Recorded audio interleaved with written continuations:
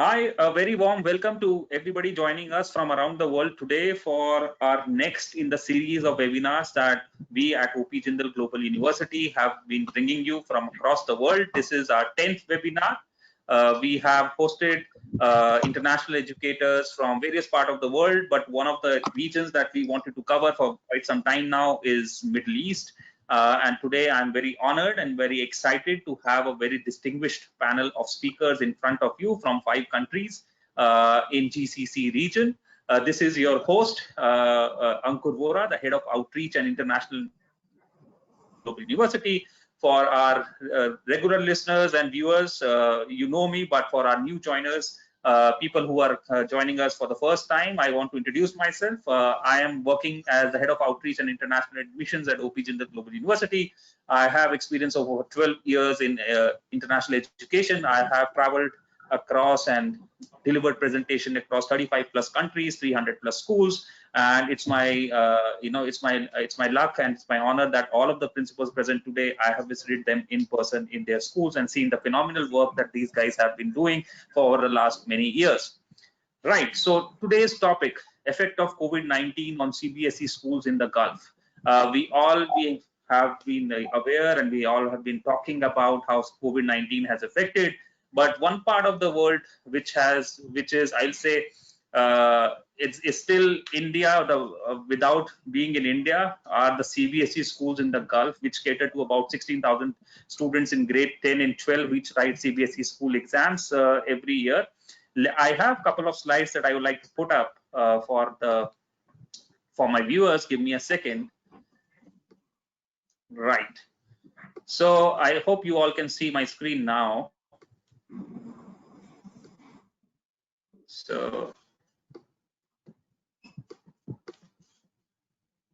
right, CBSE schools. So we are talking about the CBSE schools in the Gulf. Gulf is home to a lot of, I think the majority of NRI population who stays abroad and works and is working tirelessly for last many years in building those countries and has phenomenal work as representative in India, is based in the GCC countries. The 6 GCC countries are Saudi Arabia, UAE, Oman, Kuwait, Qatar, and Bahrain.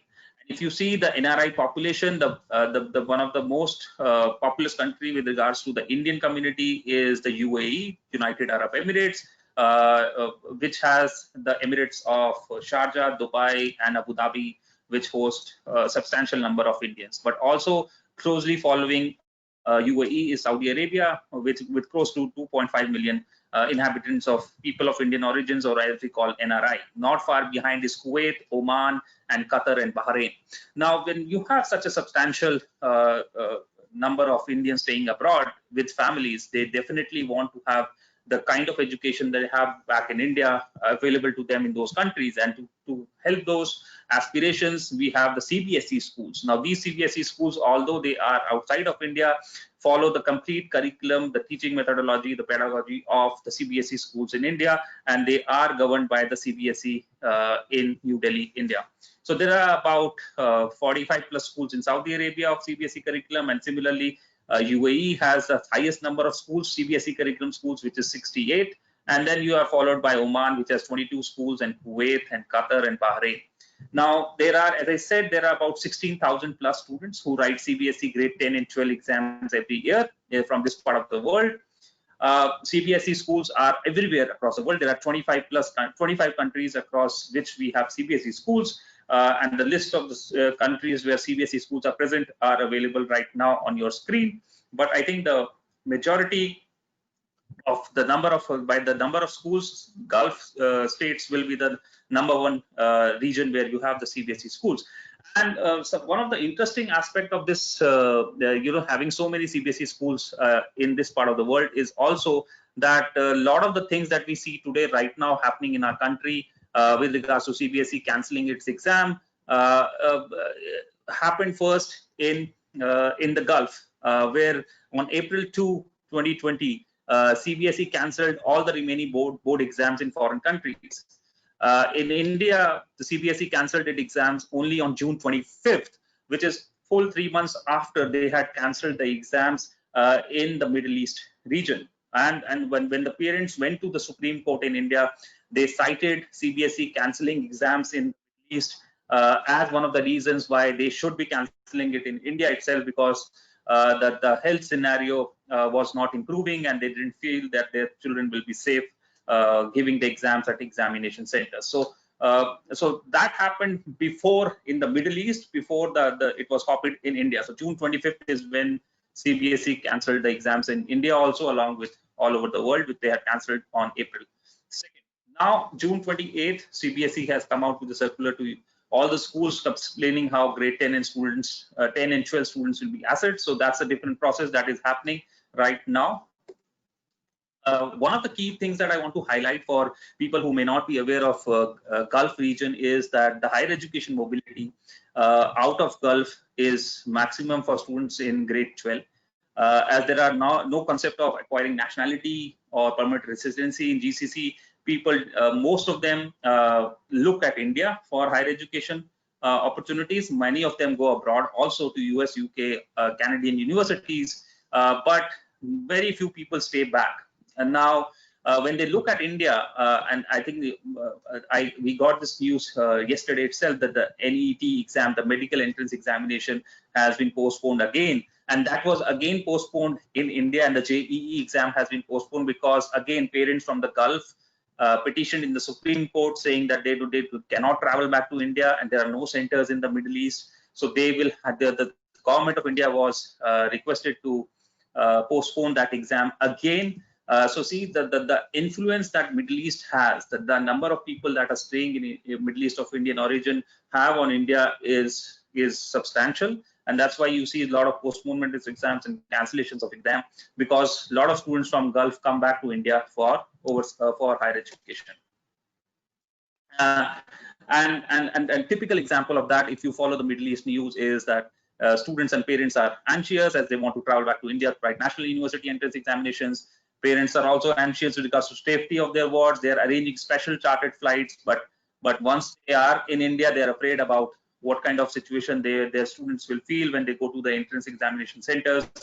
In the international test centers like SAT, ACT, and TOEFL examinations are also postponed. That is also leading to a lot of anxiety with regards to the transition from school to university. So that's my small slides to give you the context of our talk today. There will be a substantial number of talk, but somebody who works with the university and these students and parents from the Gulf, a lot of NRIs take admission in our university. We wanted this to be one of the topping points of our conversation today. So let me quickly move on to my first speaker, Mr. Srivalsan, who is the principal of our own English high school, Sharjah, for boys branch. I'll start with a quick introduction of the man. Mr. Srivalsan has been educated for past 35 years.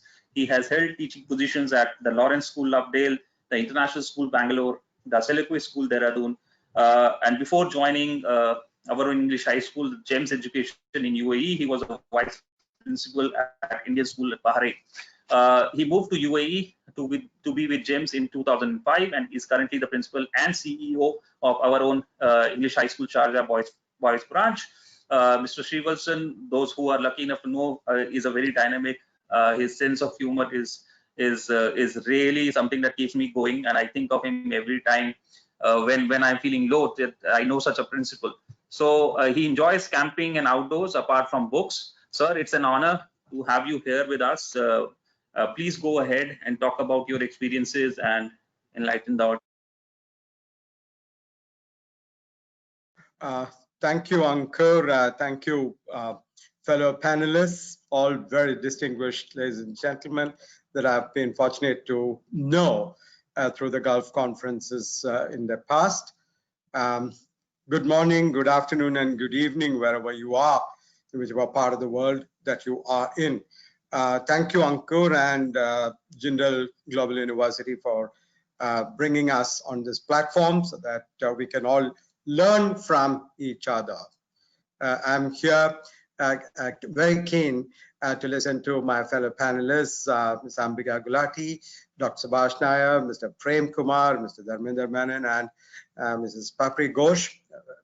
distinguished panel members. So I've been given 10 minutes. I'll try to make sure that I sign off in 9 minutes. Just to set the whole discussion rolling, okay, I would go back to an article that I read the day before yesterday, and I would quote from that article. It says, a minuscule beast, which is 1,000th the width of an eyelash. A minuscule beast, which is 1,000th the width of an eyelash, has locked down the world for nearly 3 months, and God knows how many more months. Right. So what happened in the, see, I was traveling in the last week of February, and people were talking about a virus somewhere in China, a place called Wuhan. Typically, I didn't take it seriously, but things very rapidly unfolded. It says we were in the midst of our board exams, and around 15th of March, everything changed.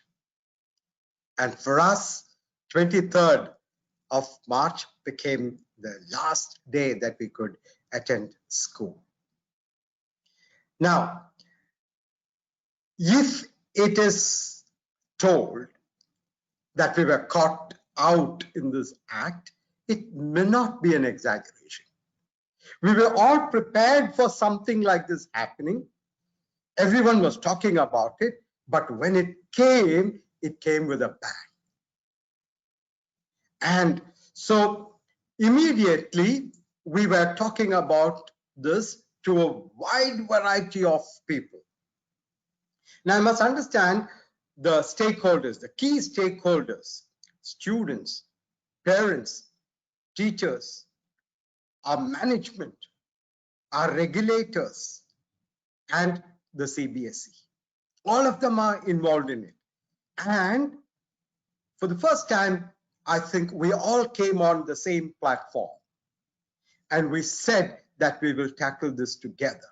There was not a single voice which was out of sync in this entire orchestra. So it was not a reaction that the world had for the pandemic. It was a response. It was a beautiful response. Were we worried? We were worried. Were we anxious? Yes, the fear of the unknown is very common to every one of us. But did we stay back and did we say that we're not going to adapt, we're not going to change? No, I think to one, every stakeholder moved in brilliantly to provide a response. Now, what was the response like?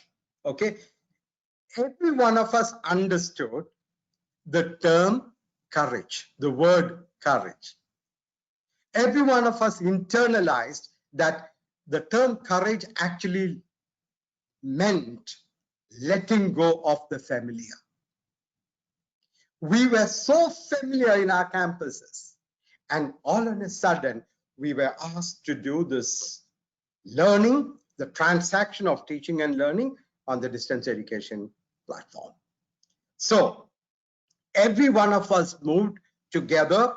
I'll talk to you about our personal example, which is possibly the one that will resonate across my panelists and across India, across every part of the world, where every one of us got together and we started off discussions, debates, talking, and bringing in the technology platform into it to see how best we can deliver our lessons. The bottom line for all of us was that learning will not stop. Come what may, learning will not stop. Learning will not cease. We will continue to deliver. With that premise, okay, we had a lot of things under control. You know, from the 15th of March till the end of March, we could have all our open houses, promotion conferences and open houses online, which was almost like a curtain raiser for everything that follows. It was a new experience. And did we enjoy the experience? We really enjoyed the experience. And at the same time, the technology people and the thinkers in us were plugging the loopholes, not realizing that there will be so many of them coming in the months that will follow. So we reopened school on the 5th of April, a week ahead of 12th. 12th was the day we were supposed to be reopening in Sharjah for the Indian schools, but we reopened on the 5th.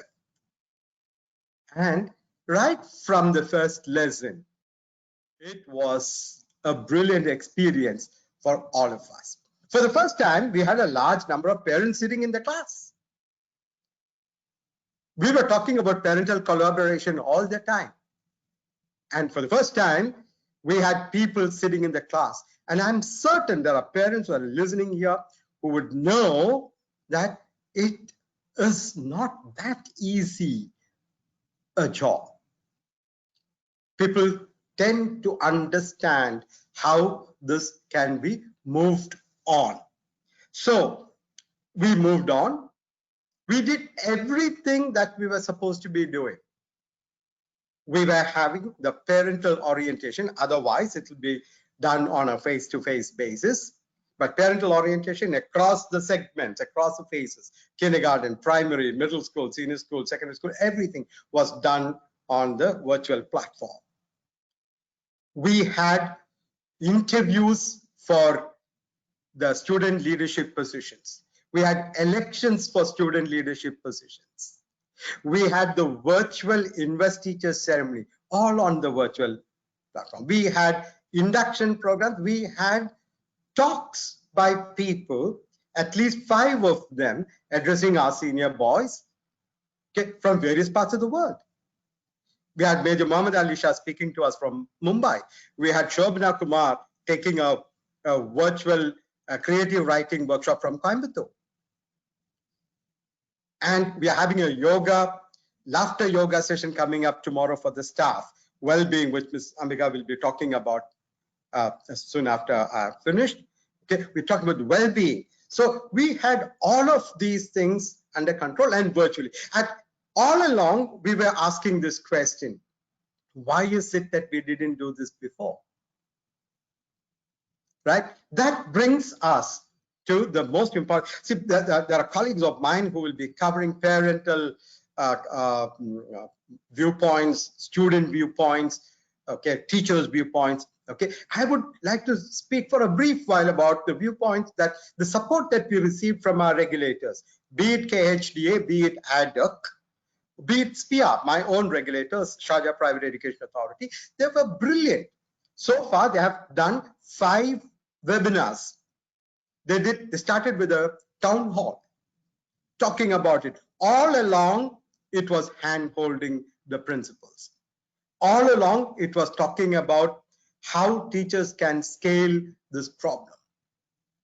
All along, it has been a very, very supportive act. Similarly, the CBSE, along with the doyen sitting here, people like Premkumar and Subhash, Ms. Papri, Ghosh, and all of them, they had liaised with the CBSE. They had come across. We had 2 or 3 sessions with the CBSE. Training programs are still going on. So these 2 bodies also played a critical role in ensuring that learning never ever stops. Did we have challenges? Of course we had challenges, plenty of challenges. Will we have challenges? We will continue to have challenges. If we do not have challenges, then we shouldn't be in the field of education.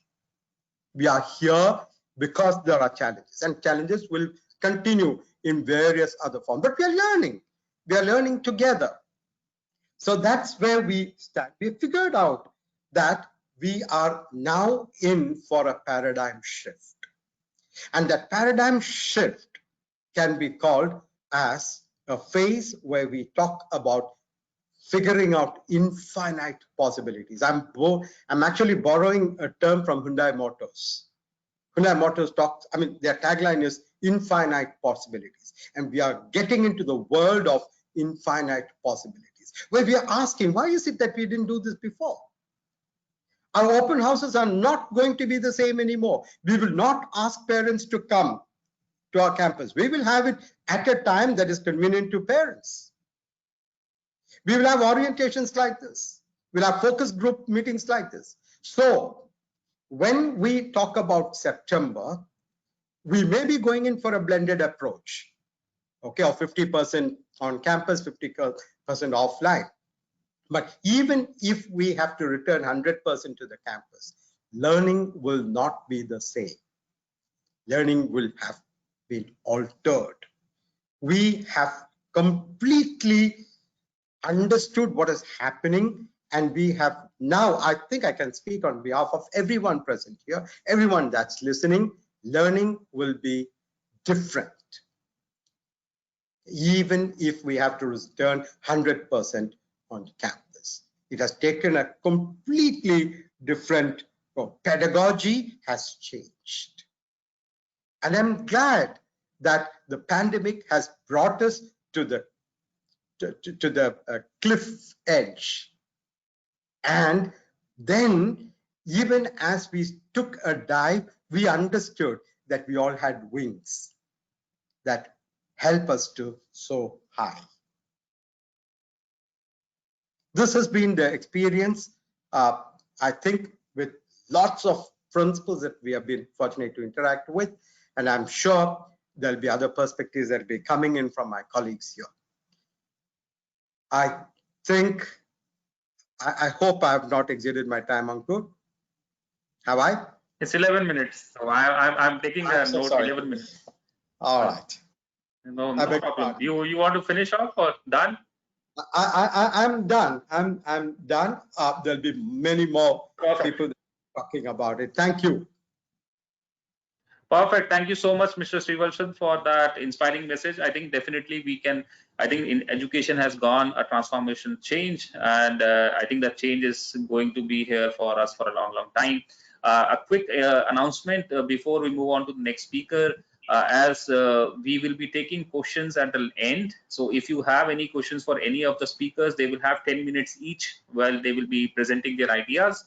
And we will have 20 minutes for Q&A at the end. But if you feel like you want to ask Mr. Srivalsan any question, he just finished his talk, you can write it in the chat box, and I will be reading those messages and taking them to Mr. Srivalsan or whoever it is on the panel that you want to ask a question to. So quickly moving on now to the next speaker, we have Ms. Ambika Gulati, the principal of the Millenium School in Dubai. Ambika, I will do a quick introduction for her. Ambika Gulati has 20 years of experience in leadership. Ambika Gulati has 20 years of experience in leadership positions in school education. Her journey has seen her holding several positions, including head of department economics, head of professional development and international relations, head of middle school, as well as principal in schools in India and UAE.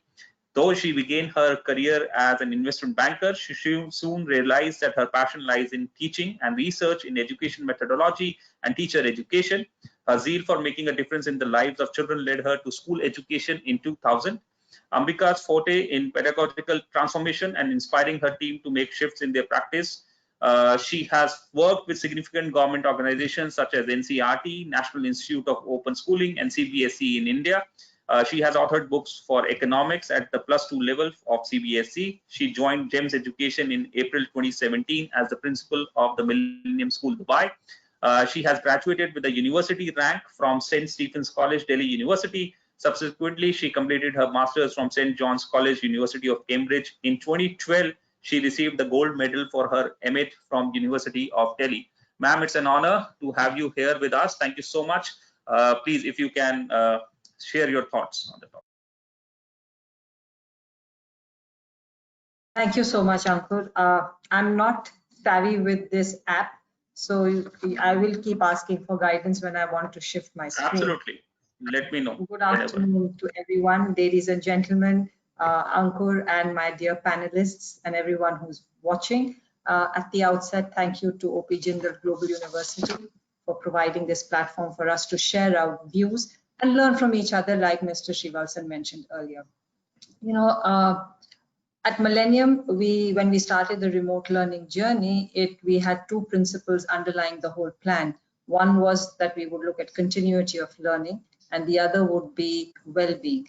And my esteemed colleagues, I'm sure, are going to speak about the learning aspect and how they have looked at continuity of learning. So I'm going to focus on the second aspect, which is the well-being of stakeholders during this time. So I'm going to try and share that presentation, and just let me know if it comes up on screen.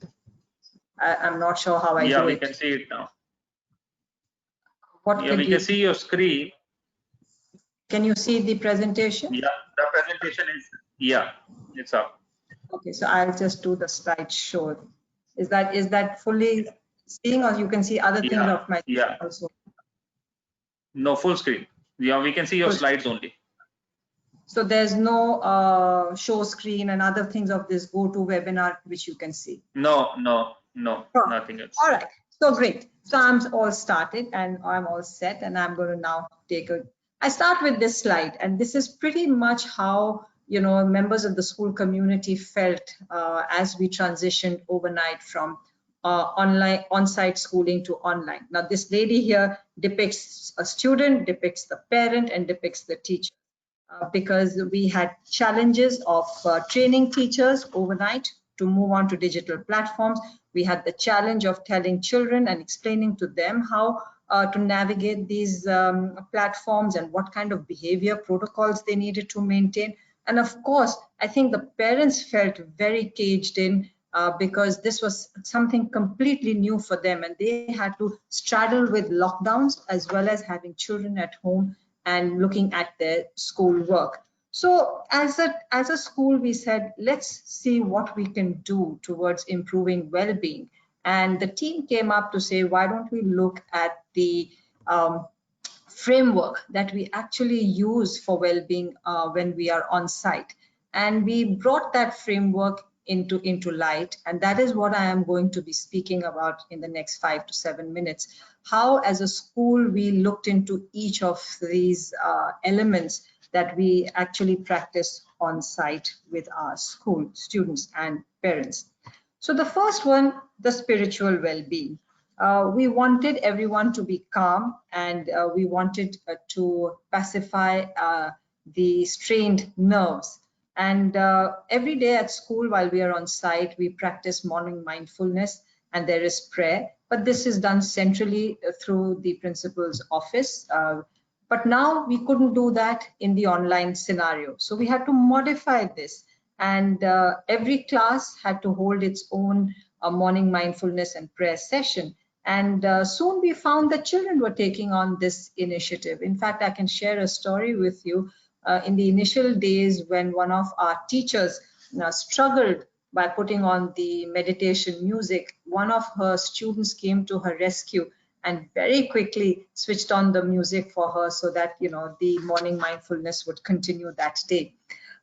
We also believe a lot in our weekly assemblies, like everyone does, all schools, and we have a weekly assembly with a purpose because we follow what is called the value of the month. And these continued even virtually. And we saw how children transitioned even in handling of these assemblies. Earlier, they were not comfortable. We pre-recorded the assemblies, but eventually we moved into live assemblies, and children managed to come in and out of screens very, very beautifully. So this is what we did for the spiritual part of the well-being. On the cognitive side, obviously, we took several steps, and initially we brought down the school timing. We have a day boarding school. It starts from 7:40 to 4 p.m. We realized we could not have such a long day. We had to give adequate break times in between classes. We had to use brain breakers so that children could get energized in between. And I'm sure everyone across the world has undertaken these measures. And we had eye exercises thrown into classrooms. In fact, children would remind teachers, when they would forget in the flow of things, they would say, excuse me, ma'am, sir, could you please, give us that 2-minute break that we need. On the curriculum side, I think Mr. Srivalsan has mentioned quite a few things that schools have managed to do. Thanks to remote learning, we have had virtual tours, you know, right from, let's say, pasta factories to Amazon rainforest to the Grand Mosque here in Abu Dhabi. Our little kindergartners actually went to a pasta factory, and the next day then they rolled out their own pasta. And you know, when they did the kneading and the rolling, we were able to actually develop their gross motor skills. So it was very nice that through these activities we were able to broaden the learning, bring in the creativity, foster creativity, innovation, and experiential learning. So we did Innovation Day, we did breakfast with the teachers, as you can see on the screen, Environment Day, and our senior students were not to be left behind. So they came up with the idea that why can't we have eminent people coming from across the world to speak to us now that, you know, there is no cost to air travel and boarding and lodging. And voila, we started the series, which is called In Conversation With. And students actually have given us feedback that this is something that they really look forward to in these days of lockdown and COVID. The next element that we really looked at was social well-being, and that came in because very early on we received an email. One of the class teachers received an email to say, "Ma'am, I miss speaking with my friends in class." And we realized that yes, in the virtual world, we teachers wait till all children log out of the channel before they log out. So this informal break time and transition time which they have access to at school was missing on the virtual platform. So how do we create that space for them over there? And we decided to initiate lots of channels along across the school and gave it different names like Cheers to Peers or Happy 19, Morning Tweets, where children could meet prior to school or during break times to ensure that they were able to connect and bond with each other. The school also started its afternoon program after a couple of weeks, and that has helped develop children's not only their skills in debating, music, dance, art, craft, but also help them to work collaboratively and learn from each other and from their peers. And of course, the classroom collaborative tasks also helped them to, you know, mingle with each other socially, maybe post-school hours when they were working on projects. One thing that got us wondering was that were students facing any emotional concerns, and who could they reach out to in a virtual world, you know, because when they're on site, there's a class teacher, there's the counselors, there's supervisors who they could actually come to. And that got the team thinking, and we started a channel where children were able to meet with supervisors and counselors at predetermined times. And we also provided them a link on our virtual learning platform wherein they could reach out directly to the child safeguarding officer. So in case they had any emotional concerns, they were addressed, you know, in strict confidence. The last, we all agree, is the physical well-being of our students have to be kept in mind. And this was done by embedding it within the instructional plan that was put together for the students, both as synchronous as well as asynchronous learning for the children. And initially we started, the students came and said, can we please have morning coaching, you know, for the school teams? And we thought about it and said we really didn't know how to do it, but we gave it a shot. And in the morning coaching was not only attended by our school teams to build fitness, but also by their parents and also by other members, you know, other students, and it just expanded. And then many students said, okay, we will take fitness class for everyone in the afternoon. So fitness became a very big thing during COVID-19 lockdown days. And we also found that, you know, that our students of determination, and which is our students with special needs, through the program that the school has initiated, have flourished actually during this time because of the multi-sensory content that has been made available and the one-on-one support that the special educators and the learning mentors have managed to give our students. That's one stakeholder. The second stakeholder in the field of education is our teachers. And very much they felt pressure, they felt their personal and professional time were blurring too many meetings, extended working hours, and that is something that we realized very early on and made a commitment that beyond 5 o'clock, we will try not to have any meetings. And that pressure was really because everything was so new at that time that we needed to get them up to speed using that. And we created a virtual staff room for them so that they could go in there into that channel and chit chat and have their water cooler conversations right there. Also called in a lot of resource people to speak to them and address them. Like Mr. Srivalsan said, tomorrow he's got a yoga day for his teachers. We've had people coming in to speak on resilience and mental toughness. And our PE department took on the initiative to say for the faculty, twice or thrice a week, they would do fitness for them in the evening.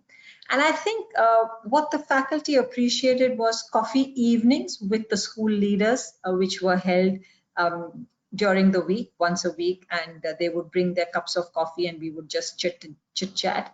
There were one-on-one calls made to every faculty member just to check if they were doing okay and if there were any concerns that they were facing.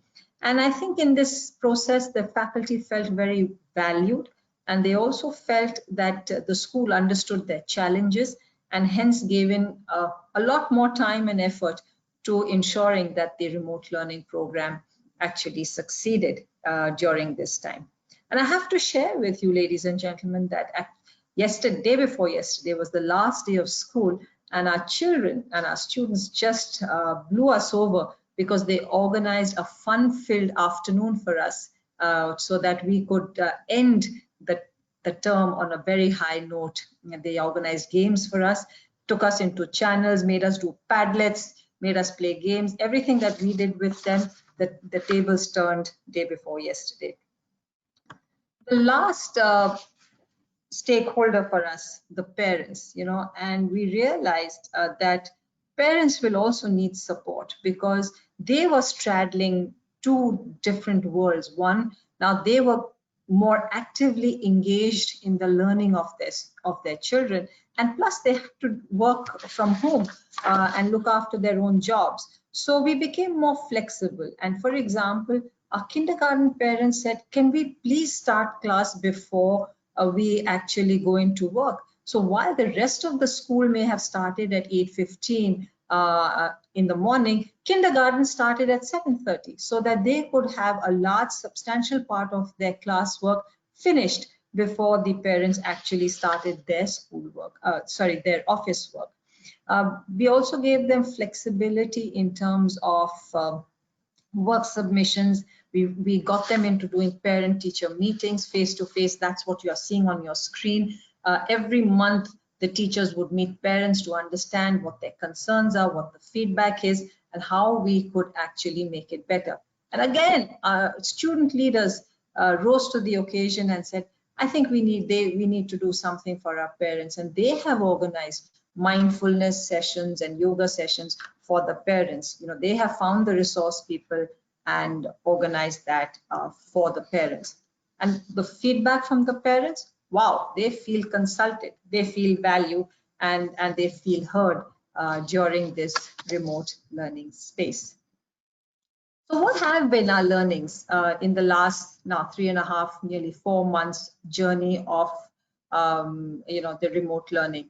It's been that our children have learned very, very fundamental life skills which they will hopefully hold in good stead. That is self-regulation, to be resilient, to be able to take initiatives on their own, to collaborate, think critically, think creatively. The list is endless. And I think we're seeing that with all students across the world, that they've learned these new skills and ways of working, which we really, as educators, don't want to let go of when we come back full on-site schooling. Our teachers, they have demonstrated that they are adaptable and they're agile, and they're definitely, lifelong learners. No challenge is too small for them now or too big for them to overcome.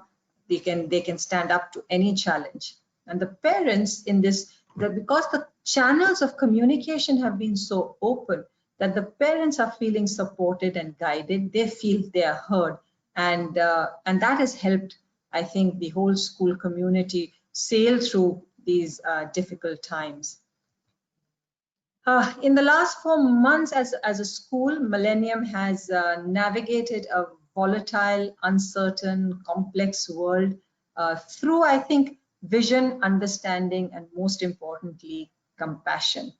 And ladies and gentlemen, I just want to say, I echo what Mr. Srivalsan said earlier, that the winds of change in the world of education are blowing, and nothing can stop that now. And I'm sure we will find the right direction to move ahead in the days ahead. Thank you so much.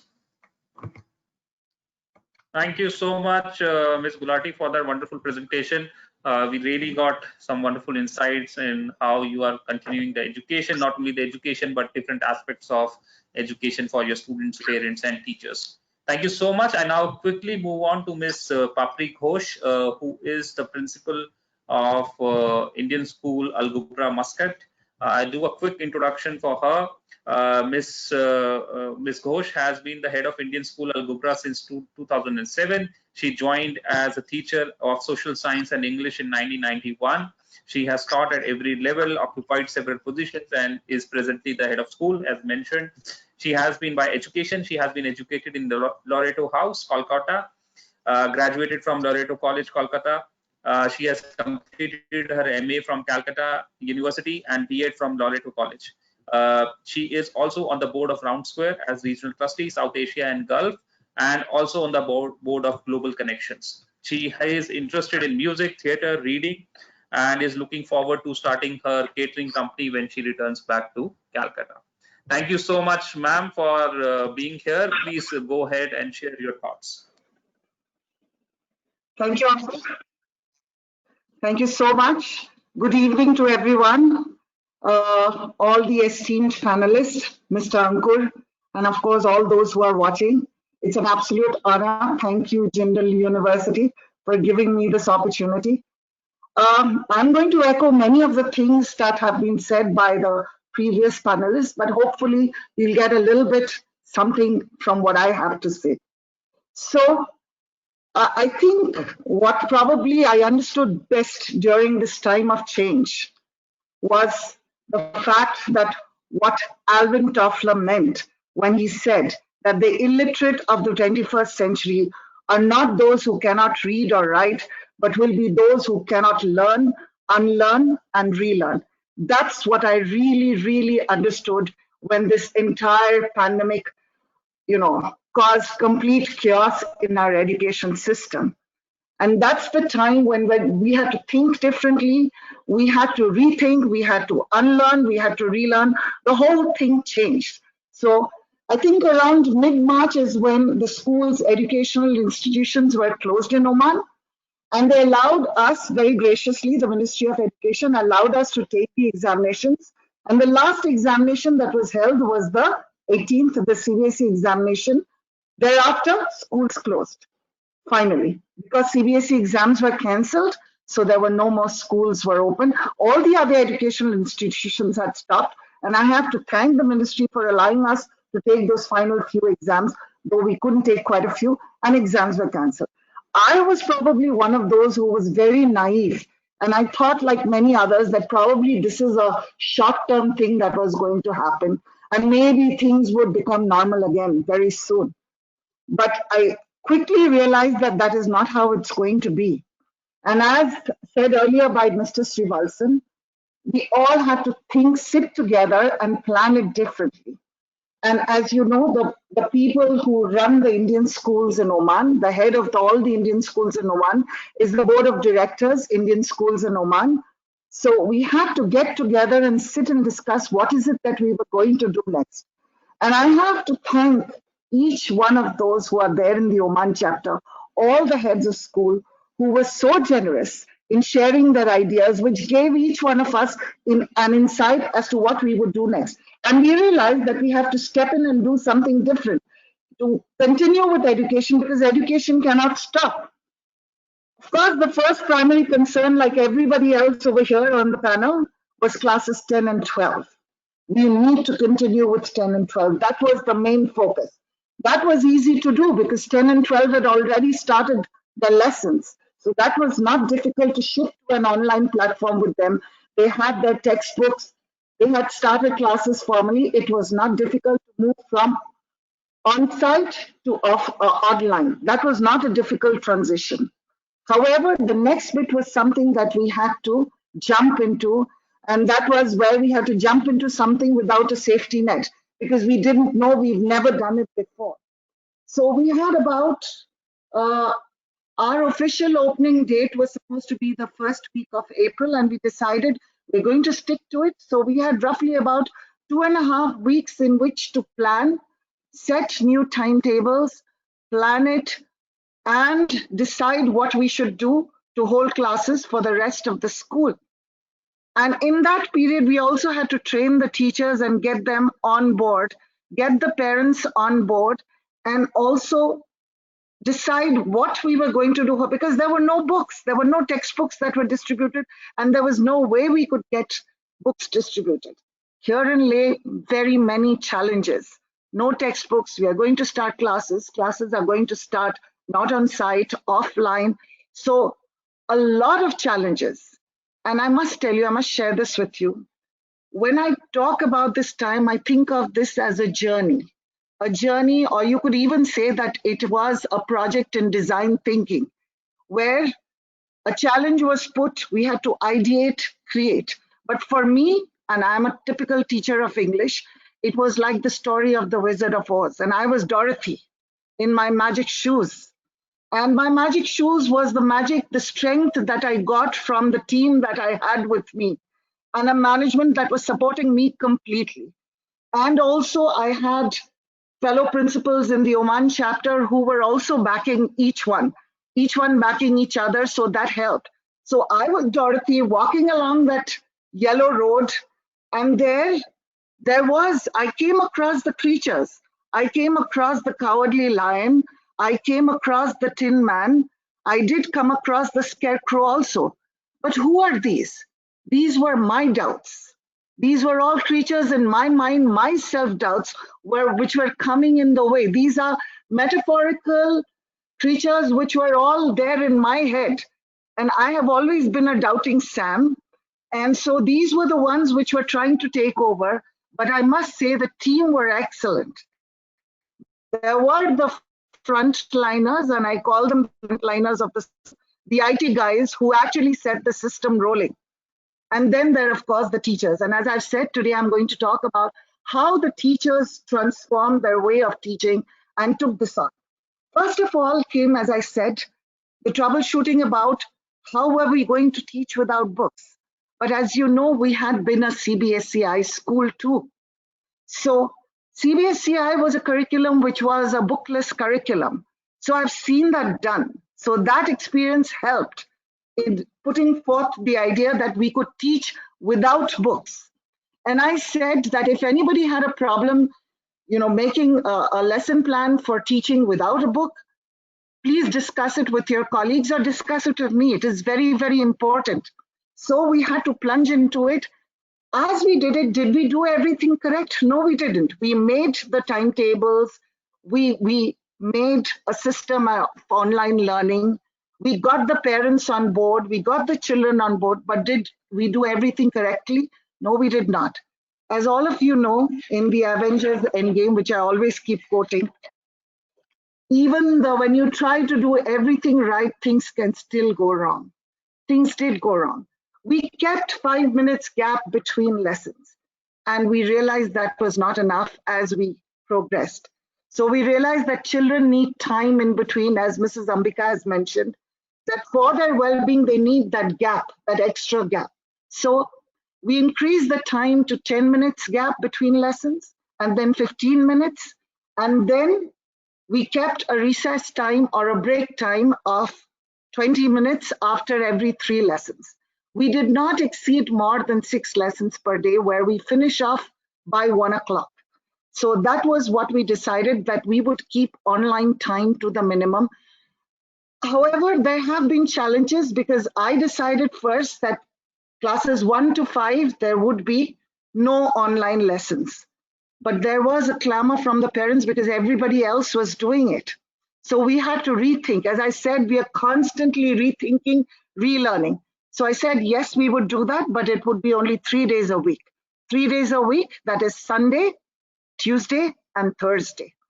So online time gets limited. The rest of the days, work would be sent.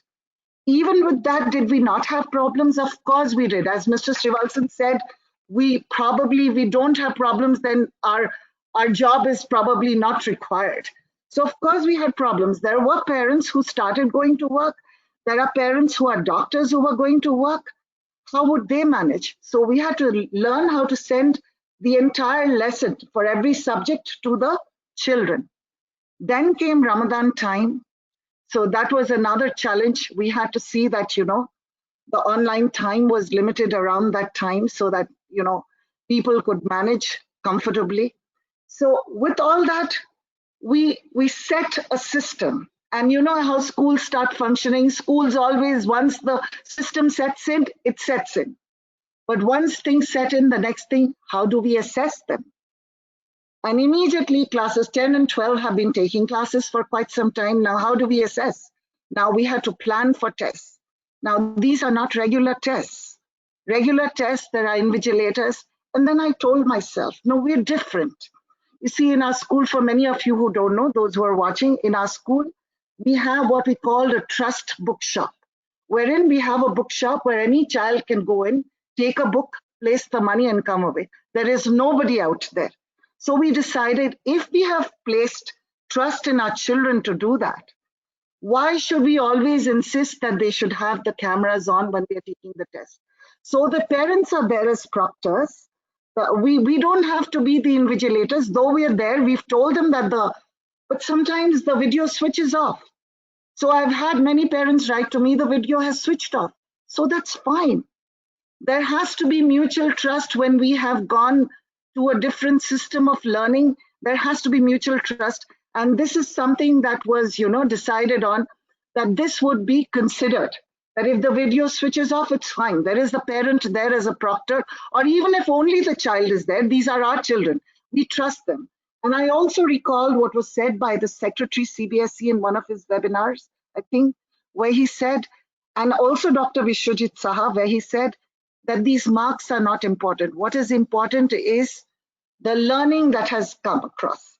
The marks are not important. All the tests, all the assessments are to see how much has been learned by the children, whether what we have taught has been learned by them. So that gave me a lot of comfort. And I think what was important in one of the webinars that I attended and which actually left a mark in my heart was when I think this was the CBSE Secretary, Anurag Tripathi ji, who said, please teach the teachers to develop empathy during this difficult time. And I think that is the message that has gone across to all the teachers, that empathy is what they have to show at this point of time. And I will share a short story with you. This was one of the teachers in our school, and he was taking a class. He teaches Malayalam. He's an excellent teacher of Malayalam. And he was taking class, and he happened to ask a child a question. And the child did not switch the video on to answer. So he asked, why aren't you switching your video on to answer? I need to see you when you answer. So very reluctantly, the child, I think this was a child in middle school, she switched on the video. And when she switched on the video, he noticed that she had a little baby on her lap. So he said, that's your sister? And she said, yes, that's my sister. She said, my mother has gone to work and I have to look after my sister. So she is taking care of the sister and she is also taking her classes. Now this man took, you know, a step ahead as a good teacher would. He got the number of the mother, who is actually a nurse in a hospital, and obviously one of the frontline workers who has to be there on duty. And he spoke to her and he said, what a wonderful child you have, who's attending classes so attentively, even after looking after her baby sister. And the mother was in tears. I'm just sharing this to say that empathy is something that has come across. Teachers now don't just dash off a letter to parents that your child is not attending class, because they have been counseled, find out what is the problem. There could be a problem. The parent may have lost the job. There could be, online issues, there could be, internet issues, there could be anything. So I think this feeling of empathy at a very difficult time is something that has developed. And I think what Mrs. Ambika said, resonates with me. Though we are trying to look after the well-being of the children, also our staff. And I think that is what we need. And I have to say, when my last slide is that, through the entire process, the heroes remain the teachers. And I want all of you to look at that, because I think the heroes in this entire scene for me scenario are the teachers, because the teachers have shown me what they can come up with. I see teachers teaching poems on seasons where all their kids are wearing sunglasses because it's summer season that they are teaching. I have seen teachers do a pajama day where they're all reading out stories with the pillows and the children are reading stories to each other. I have seen teachers do a superhero day on Father's Day where they blow out superheroes to their fathers. I have teachers seen them preparing for the annual solar eclipse and then sharing it with the rest of the class, how they have seen the eclipse. I have seen teachers take, the International Day of Yoga to a different level. And, this is just not me. These are all the schools here which are doing the similar things, very, very similar things in different ways, very unique to their schools. And this is what is happening. And I see, what has changed is, as all of you have said before me, what has changed is the way we look at schooling. And I think this is here to stay. Initially, when it started, I was very nervous. I was Dorothy with the magic shoes, but a nervous Dorothy. But now, when people talk, okay, there are going to be rules and regulations in the post-COVID era when the schools reopen, I said, okay, fine, bring it on. We're ready to take the challenges. I have a fantastic team behind me. I have people in the chapter who are with me. I have people in the Gulf Sahodaya by Dr. Subhash Nair. There are people who will be sharing everything with me, so I'm willing to take it on. So what I want to say is that the readiness to face challenges is what I see through this. And I give complete credit to the team ISG, which has been there with me. Ankur, do I have 2 more minutes to say thank yous, please? I need to thank everybody. Please.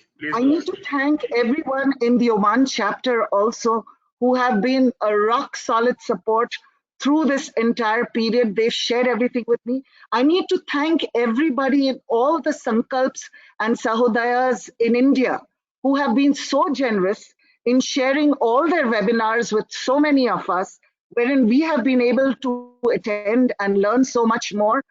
I have also wished to thank the Round Square family who have shared all their experiences with us too, and also the Global Connections family, where we have got an international perspective about how schools are functioning online, how schools are functioning even after their countries have opened and they have opened up their schools. So it's a wide perspective that we've got, thanks to all the sharing. And I think what has come across to me during this period, and I say this very seriously, is the generosity of people sharing everything with all of us. And I think that is the generosity that I see as educators. This has come to the forefront where I'm concerned, and I'm so grateful to each one who has shared with me, because I'm a lifelong learner and I hope to remain like that, even when I'm doing my catering business, Ankur. So thank you all. I think I will stop here. I look forward to that catering business. I'm sure you will do a fabulous job like you have done as a teacher. Thank you so much for that inspiring message, Ms. Ghosh. Now I move on to my next distinguished speaker. Just before that, audience, your questions, I can see that there are already questions in the chat box. There are a lot of questions and we are running a little short of time, but I will, by all, if all of the panelists agree, we will probably go over time a little bit. So I am okay to do that, and I hope my panelist is okay to be 30 minutes above the time. I think we can. This is such a wonderful conversation. I can see 400 plus people still listening in since last 1 hour, because we are, I think, adding a lot of value. So I now move on to Dr. Nair. Dr. Nair is the principal of Shantiniketan Indian School in Doha, Qatar. As an introduction, he holds a Master of Education from University of Kerala. and a Master of Science in Life Science Education from Regional Institute of Education, NCERT. He also holds a doctorate in Education Technology from University of Kerala. Dr. Nair has qualified UGC Master's Level National Education Test in Education and in Life Sciences. He has also received the National Award to Teachers 2015 from the Honorable President of India on 5th of September 2016 in recognition of his contribution to the field of school education. He cherishes the rich and varied experience in CBSE schools, mostly in Middle East, engaging, influencing, and transforming schools into institutions of reputation by leading professional teachers in the path of innovation and change. Sir has been planning and managing the school resources in the best possible way to make the school excel in all domains and to improve continually the quality of education and administrative processes. His focus is on interacting with students, staff, parents, and community to build a congenial and productive atmosphere in school for FF. He plans and materializes strategies to establish a safe learning environment in the school for making the learning process enjoyable. He enjoys photography, development of iPad, educational applications, and course development for iTunes U. Thank you so much, sir, for being here, and I will give it over to you for your presentation. Please go ahead.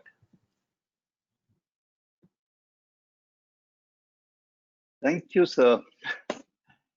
Good evening, ladies and gentlemen.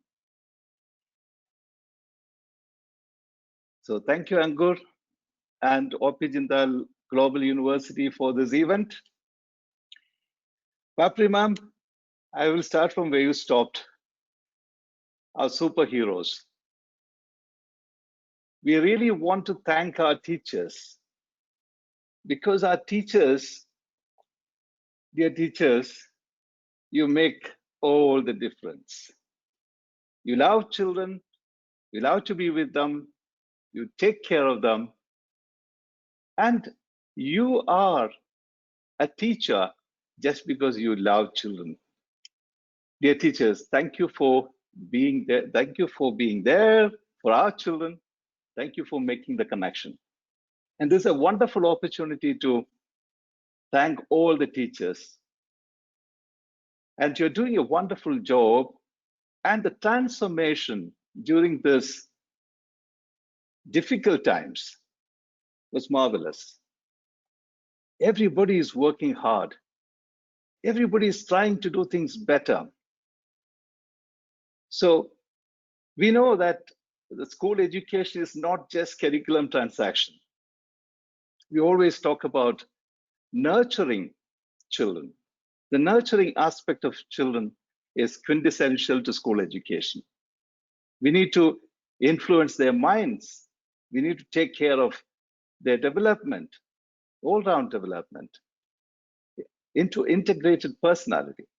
So we have to thank all the regulating agencies, like what Mr. Srivalsan said, Ministry of Education and Higher Education, CBSE, the Gulf Sahodaya, here in Qatar, the Qatar chapter of Gulf Sahodaya, and all the school managements. So their vision is very clear. Their instructions are very meaningful, and communication is very effective, and approaches are very transparent. And they supported us very much during this time of change. And all the schools quickly adapted to the need. They have changed. Now, let's look at some of the views of my colleagues here. I'm speaking on behalf of 17 Indian schools in Qatar. We work as one unit. We call it Qatar Chapter, Principals Forum. So Mrs. Sharma is talking about teachers evolving innovative teaching methods to minimize learning gaps. The Shifa Sheikh is talking about the parents' appreciation and confidence in their system. When they had problems, parents understood it, and the parents' confidence kept them going ahead. Mrs. Meenal Bakshi said her team of teachers have adopted new methods of teaching, and that's true for all the schools. The same method which they were using in the physical classroom is not enough to take care of remote learning. So they had to adapt. new methods. So they have adopted new methods. And Mrs. Asna Nafis said that they brainstormed discussions after discussions to decide on the platform to be used, to decide on the activity-based learning. So that was true for all the schools. And Mrs. Manjini said they have taken a special effort in helping children to learn music, dance, art through online platforms. And this helped children develop life skills further. Overall, as all of my friends said, actually, I'm fortunate to be in the midst of my best of friends. So they were talking about teachers being empowered. So we had a lot of webinars and discussion forums for teachers where teachers themselves were panel members, the school leaders were panel members, and a lot of discussion took place. And one of the very significant webinar was by Sri Anurag Tripathi, our Secretary CBSE, and that cleared so many of our doubts and gave us more vigor in planning further. And see, our principals, our colleagues, Mrs. Sharma, Mrs. Asna, and so many others have been part of these discussions to give teachers confidence and also to help them to create new methodology, to adopt new style of teaching. And all this started with the Teachers Discussion Forum, Inter-School Teachers Discussion Forum, organized by the Shantiniketan Indian School. That was an excellent discussion. Every challenges associated with remote teaching was discussed, and so many suggestions evolved. And not only the webinars to discuss remote learning, all the activities, as Mr. Srivalsan said, as Papri ma'am said, as Ambika ma'am said, a lot of activities were conducted online in the remote platform. And children participated very actively. And there were a lot of opportunities children grabbed, much more than the actual physical activities and competitions. And teachers researched, experimented with a lot of tools, the digital tools. They used this for all the purposes and all the process of school education, live video lessons, to post assignments, to assess learning, to differentiate instruction, to have blended learning, to take care of all children, to have flipped lessons, to personalize instructions, and for academic support. So there are so many free digital tools available in the market, and they have been exploring and perfecting how to use it in the digital platform.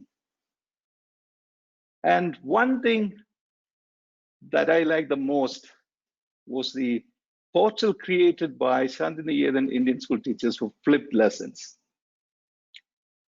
They understood if they flip the lesson, children with different abilities can cope up with this. The inclusion process will become very effective. And they have created this portal for self-learning, for flipping lessons. So many lessons, short lessons are posted. If you go to the courses, so the courses are created by teachers based on what they are planning to teach. And if they click,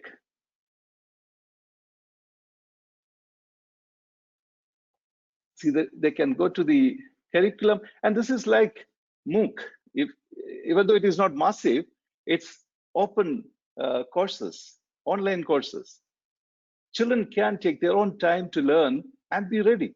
When they come back to the classes, they will have greater idea. So it has got quiz, for assessment so children can go over the videos again and again.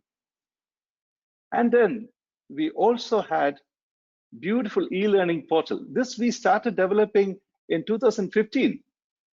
And now some teachers have even asked, okay, Dr. Subhash had an idea that this is going to be useful during the COVID time.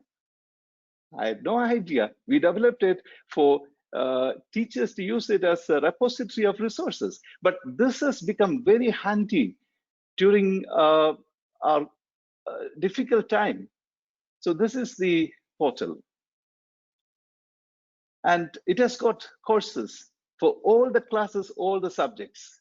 So it's a wonderful repository of courses for all subjects, which children make use to the maximum. And then this time we have seen teachers, parents, and children going really creative. They have made their own YouTube channels. They have made their own channels to exhibit their talents. So this is an example. All schools are doing it.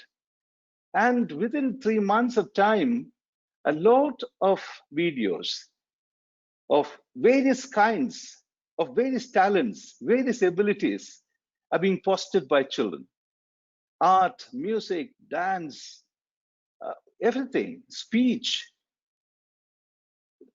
painting, so many videos. And we have not rejected even one. Whatever may be the quality, whatever may be the standard, we have posted all these to the online platform, YouTube channel, and children appreciated that. They made comments, they have appreciated, they have shared good words about this. And this was a time, the short period of time, they have got more opportunities to be creative and to express their creativity. Now, I'm coming to something which I have realized in my school. It may not be applicable to other schools, but in my school, what children have stated as the amount of assignments is this. Okay, this is self-explanatory. In the blue, what we see is the appropriate amount of assignment. Children expect even lesser quantity. They want very short assignment, challenging, which can be finished in a small period of time. But teachers knowingly or unknowingly give a large amount of assignments.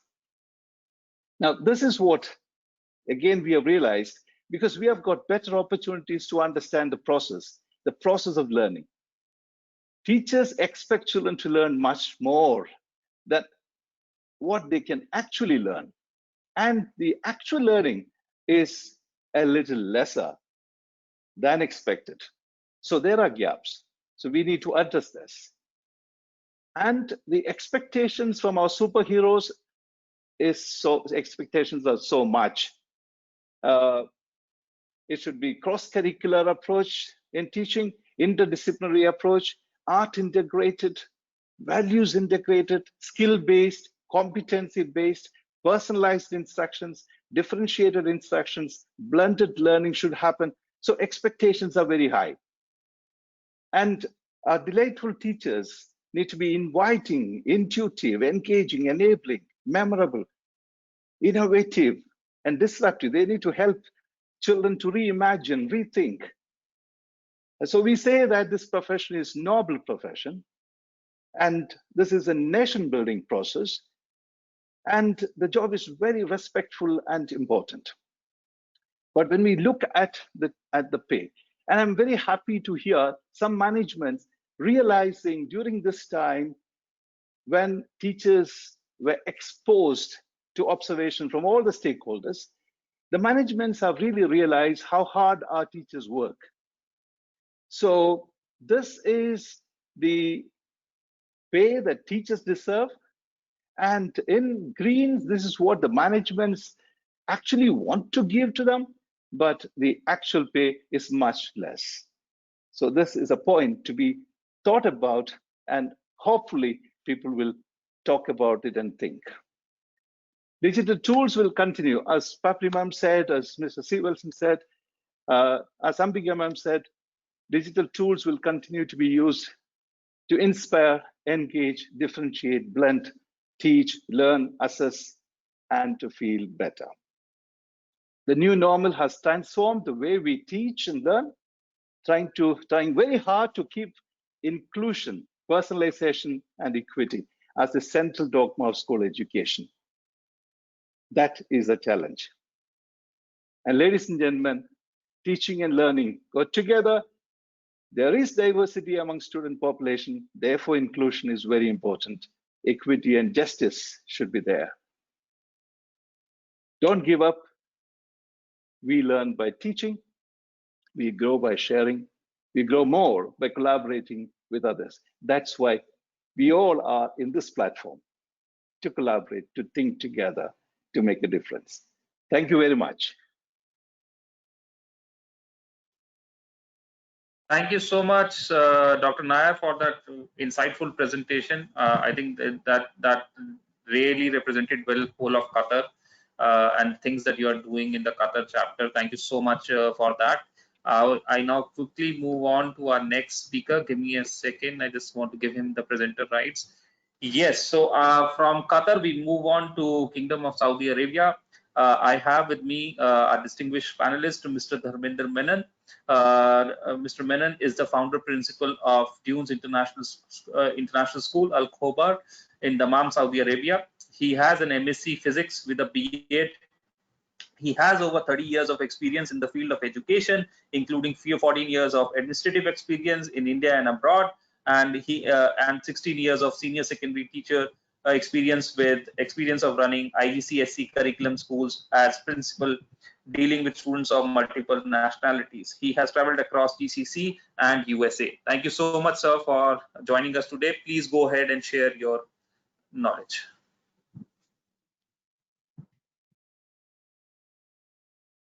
We can't hear you, Mr. Manon. I think you are muted. Am I audible now? You now, have to unmute yourself. Yes, yes. Please go ahead. Audible now? Yeah. Thank you. Good afternoon once again to all the panelists and of course to the viewers, those who are observing this impact of COVID-19 on education system. I can comprehend all the things which is being well said by all the speakers till now, the panelists, the principals of different schools, and Saudi Arabia being a bit different country in the sense that it is a little bit an introvert country where a lot of country norms are there, which the student, teachers, and the NRIs, they have to just follow. So I will be just quickly going through all the slides that I have just prepared to share with all the people here. So the very first thing that, can I have the next slide, please? Excuse me. Are you sharing it, Mr. Manon? You just have to click it, or you want me to share it? Yeah. Because as of now, we can see your screen. Yes, I'm done there.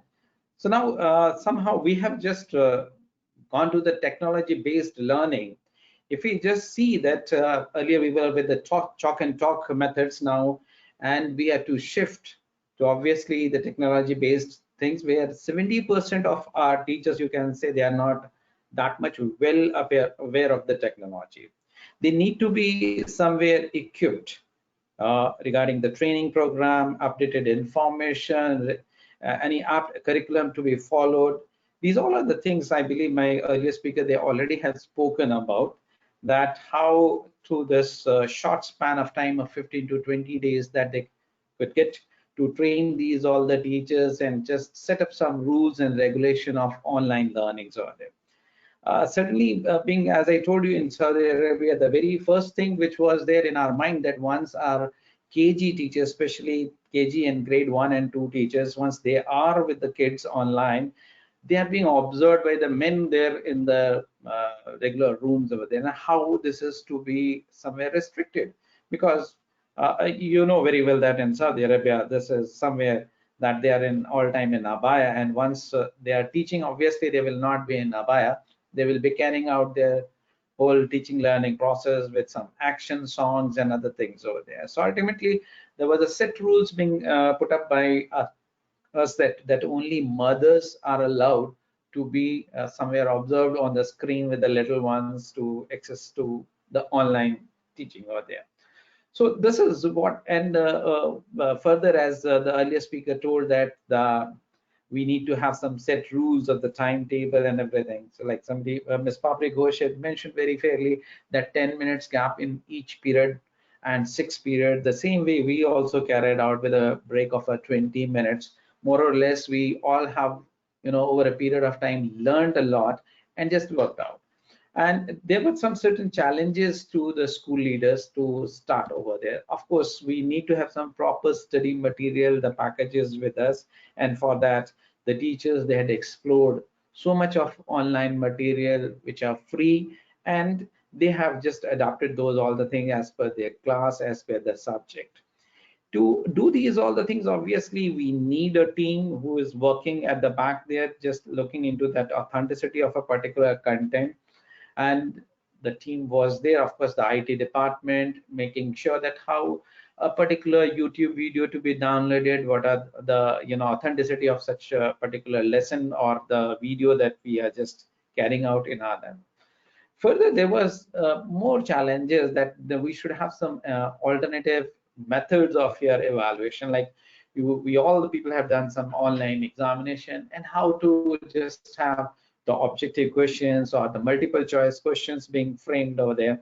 I remember Ms. Ambika Gulati had given a wonderful presentation that how to have a good MCQs being framed there. That was an excellent webinar being carried out by us, and certainly our teachers, they will be facilitated, whomsoever, even myself, I'm going to present the same so that I can educate them in a better way.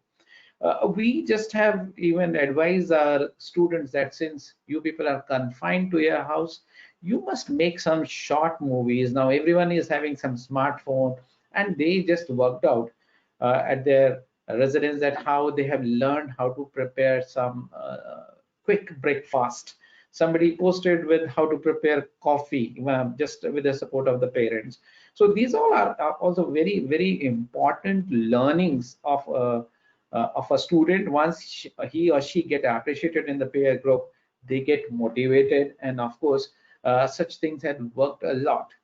Over and above, even in the morning hours, we have just fixed for the Zumba session, in which the students, teachers, everyone on a music, they started their the Zumba class in the morning for a few minutes, 10 to 15 minutes, and then later on they started with the regular classes there. Of course, there were some of the challenges for the teachers also. Teacher of once they are online, they need to be more of a motivator there, because if you just see, particularly in the senior classes, the students are in a habit of Googling everything nowadays. They are not going to ask even any question to their parents or to their brothers or the sisters. Straightway first is their Google there. So the teacher somewhere need to be a motivator while just showing them some videos, showing them some PowerPoint presentations, and many more things, that how they play their role being a good motivator there. Of course, they need to be a good facilitator, that they should provide a proper e-learning material, which is app, which is required as per the curriculum. Sometimes many videos, many contents which are present there on our e-learning portals, maybe they are out of the scope of the syllabus there. So ultimately, the teacher somewhere just share with them, and many a times it comes as a question there. Okay, all right, I'm sharing with you that how this honey bee collects the bee, and how much the time it takes place to just make 100 grams of honey. This was a question being asked by a grade 4 student, and ultimately the teacher also had to search a lot and just told about that, the herbivorous, carnivorous, and omnivorous ones. We are just talking about these animals and then talking about the honey and those all the things. So of course there was some some later learning, some critical questions which has come to the minds of the students, and they were being answered by the teachers very reasonably, and they met the satisfaction level of the students. Another thing which is very important, as I shared with you, that the teacher need to be prompt to the class there. As shared by the earlier panelists, that we have seen, there was some WhatsApp group of the class, the WhatsApp group of the teachers, and every teacher who is going to an exclusive class, like say 4A or 4B, those all the teachers are also in the same group. Now, if the teacher is late by few minutes, some network problem, some technical problem, of course you will find a bombardment of the WhatsApp messages. What had happened? Why the class yet not started? And somebody all of a sudden will just ping and say, oh, it has started. There was some technical issues and all. So likewise, the teacher need to be very, very prompt. Further, if you just see that he should be well equipped. The teacher should be very well equipped with respect to the content which is to be delivered as per the chapter which is to be carried out, and laterally what other questions may arise over there. So hats off to the teachers that they have prepared themselves a lot. They were somewhere well versed with the chalk and talk method, and of course once they are confined to their exclusive classroom, there is some bonding between the student and the teacher. But once they are being exposed to the bedrooms or to the study room, to the students' house over there, of course literally they are being observed a lot by the parents. They observe that, okay, all right, what the teacher is speaking, what is the language of the speaker, how the teacher is addressing my son. I'm sharing with you that one of the UKG parent, she is a doctor there, and she addressed the teacher in a very, very ridiculous way there, because the child's work was not somewhere recognized in multiple windows over there on the screen. There was a letter G, the formation, and the child names was not called, and the others names were called. And ultimately there was a hot argument online going on, rest of the parents also listening to it. So these all are the challenges which the teachers, they have met during this pandemic situation, and having the online classes being carried out. It's not only the teachers that they were having the challenges, even the students, they were having the challenges over there. So here is the slide for the challenges of the student. The very first thing, as Ms. Papri Ghosh mentioned, that honesty. We keep on teaching the student honesty. I think this was the time where we could be able to give them a practice of being honest there. The question papers that were given to them, obviously online problem maybe there, we flashed it on the screen through Zoom, but over a period of time we realized that in the very first day that there was the case that a particular child have some connection problem, and ultimately we thought of that, okay, all right, simultaneously at the same time it will be shared on the WhatsApp group, as well as it will be mailed at the same time to all the students of that class there. So that way somehow we, over a period of time, by doing, we have just carried out a learning over there, and we manage those all the things. The students, they may be observing a number of PowerPoint presentation videos on that particular content, and the teacher delivering the lecture. Many a time the teacher is not in a position to check whether the child is noting down those all the notes being given by them. Then ultimately there comes that whether the child is taking those all the notes or not. That is what another, the challenge for the students, that they have to write, rewrite, and of course somewhere once you listen, you learn a little bit, maybe 10% or 20%, or sometimes maybe 30%. Once you write and rewrite your notes, you learn better over there. This is what in general practice we talk about.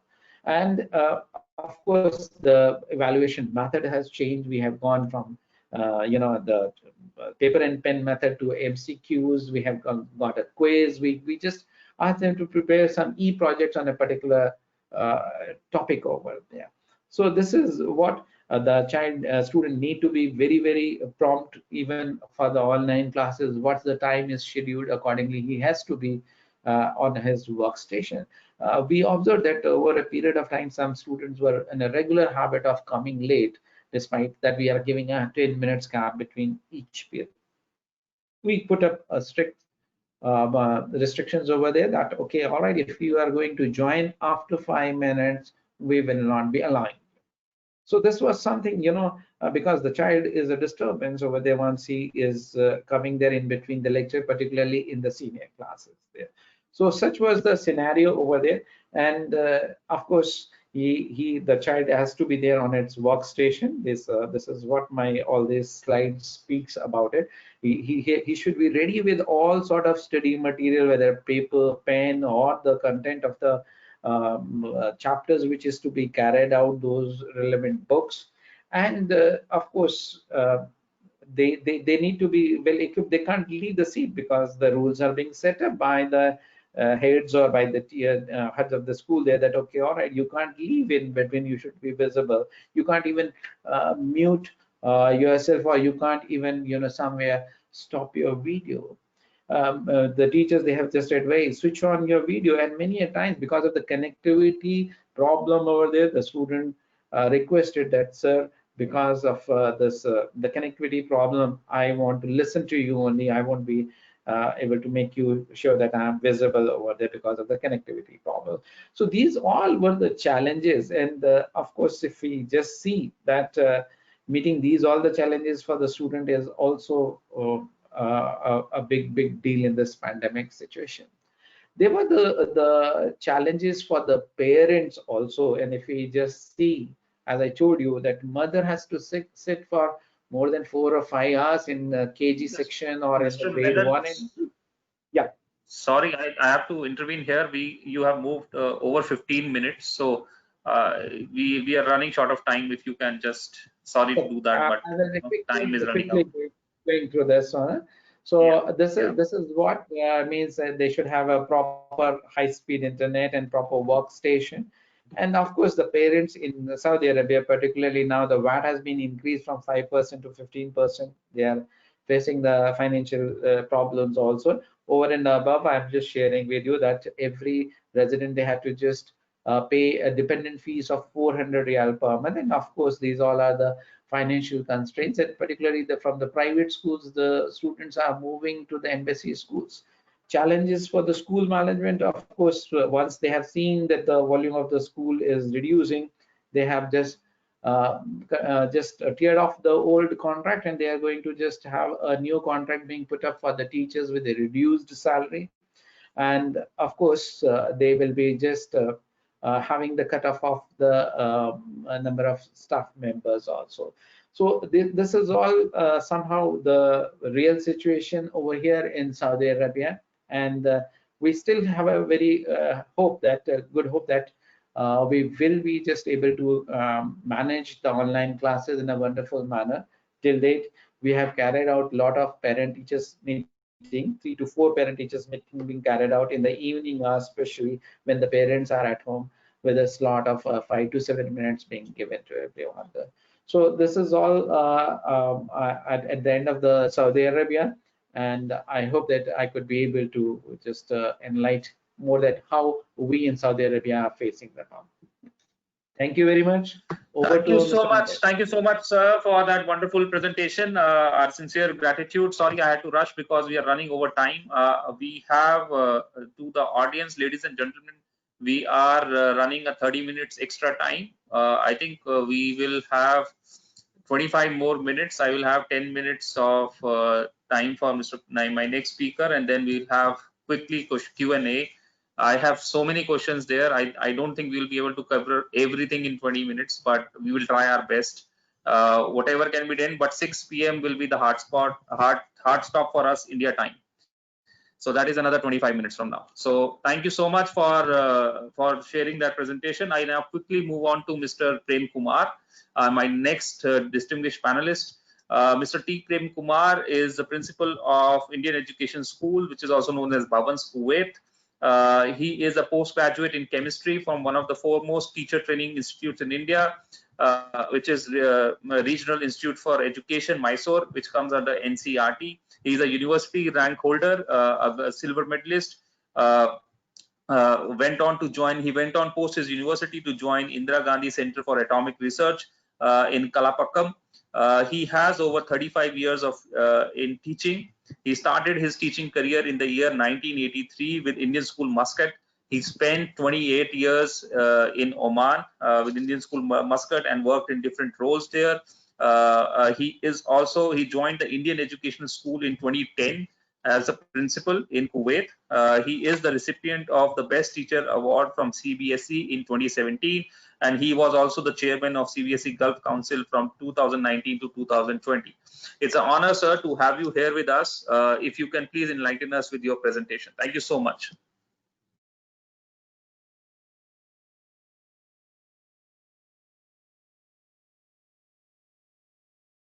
Is my screen visible? Yes, your Hello? screen is visible, sir. Yes. Thank you. Good afternoon, Mr. Ankur and my esteemed panelists. You may want to make it full screen. You want to make it full screen because we can see half of your laptop as well. So you can just F5. Yeah, Yes. I'm on full screen. Yeah. Good afternoon, everyone, once again. All the online viewers. It's a pleasure to be the last speaker of the day. And I'm sure you have some time to listen to the parent perspective of the effect of education in Kuwait on account of this pandemic COVID-19. I will only touch upon the parent perspective because all what is said and done by all the other panelists, it could be possible only if the parents stood by them. And I, for one, believe that parents play a very important role, and they played a very important role in Kuwait chapter in making this possible. I'll be touching upon a few points. I'll stick to the time as I promised, Mr. Ankur. Parents across the GCC had several apprehensions when the schools resorted to remote learning in March 2020, because this has never happened here in Kuwait before. A new experience for teachers, students, and parent community. Not many schools were prepared for this sudden shift from face-to-face mode to online mode of education. But looking back after 4 months, all of us have a sense of achievement. Learning hasn't stopped till date, and our teachers have learned much more than any time during their career. Now, the concerns and challenges which I would like to dwell upon. The first concern, will the online education be as effective as face-to-face education? Several parents were asking the same question to all the principals in Kuwait chapter. Well, all of us know that it is not the same, definitely. So we had to convince the parents and assure them that definitely the students will become better learners. Will the syllabus be completed in time and students be able to appear for the board examination 2021? I'm sure this concern every parent of class 10 and 12 will have even today in Kuwait chapter, because in Kuwait, we are not sure when the FTF will happen. The number of cases are increasing day by day, and there's a lot of question mark in all the principals' mind as to when we can really have the face-to-face education in the school campus. So we haven't assured, but we promised that our students will be definitely prepared for taking this examination in 2021. A genuine concern, and I'm sure this is across the GCC. In all the CBSE schools, parents will have the same question to ask.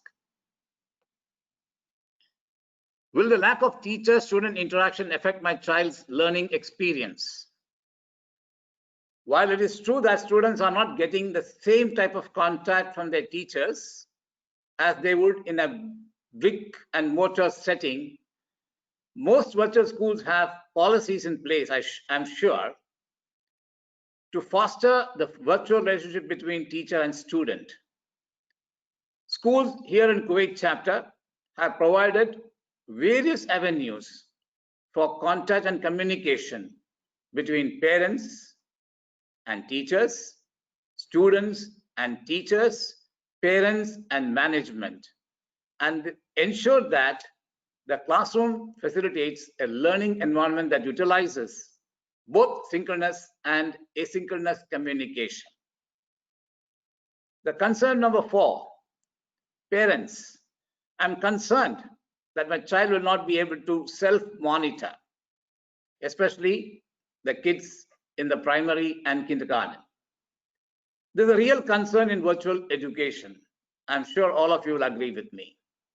One way to address this concern is to check the student progress frequently and provide updates to both parent and student. It is important that teachers, students, and parents are all partners in learning to ensure that students are on track to succeed.